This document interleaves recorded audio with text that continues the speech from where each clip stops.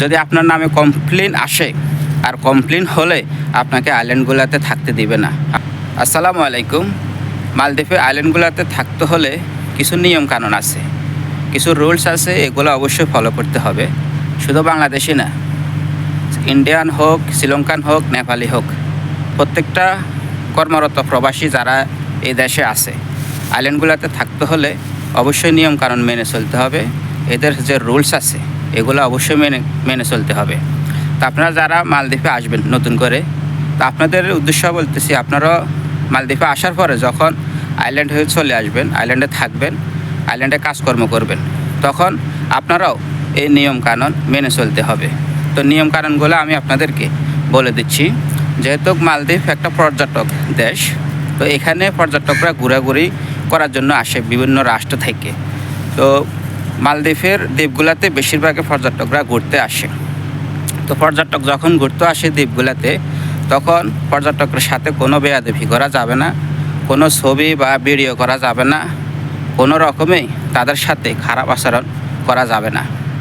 এই নিয়মকানুন সবার জন্য, প্রত্যেকটা প্রবাসী কর্মরত যারা আছে, বাংলাদেশি হোক, ইন্ডিয়ান হোক, নেপালে হোক, শ্রীলঙ্কা হোক, যে কোনো দেশের কর্মরত প্রবাসী এই মালদ্বীপে আছে, আইল্যান্ডগুলোতে থাকে, সবার জন্য এই নিয়মকানুন। সবাইকে নিয়মগুলা বা রুলসগুলা ফলো করে চলতে হবে বা থাকতে হবে আইল্যান্ডগুলোতে। তো কোনো রকম গেস্টদের সাথে বেয়াদবি করা যাবে না, তাদের সাথে খারাপ আচরণ করা যাবে না, ছবি তোলা যাবে না, ভিডিও করা যাবে না।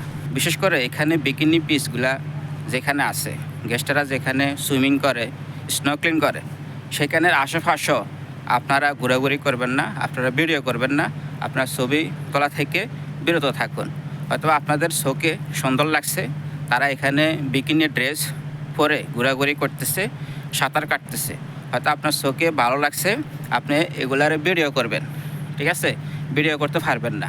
যদি আপনার নামে কমপ্লেন আসে, আপনি ছবি তুলছেন বা ভিডিও করছেন, এই দেশের কেউ দেখছে, এই দেশের সাধারণ নাগরিক, লোকাল যারা আছে, তারা কেউ যদি দেখে, তো অবশ্যই আপনার নামে কমপ্লেন হবে।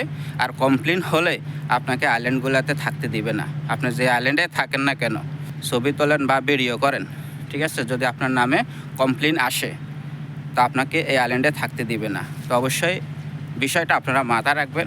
বিশেষ করে যারা নতুন আসবেন মালদ্বীপে, হয়তো আপনারা জানেন না আইল্যান্ডগুলোতে থাকতে হলে নিয়মকানুন মেনে চলতে হবে।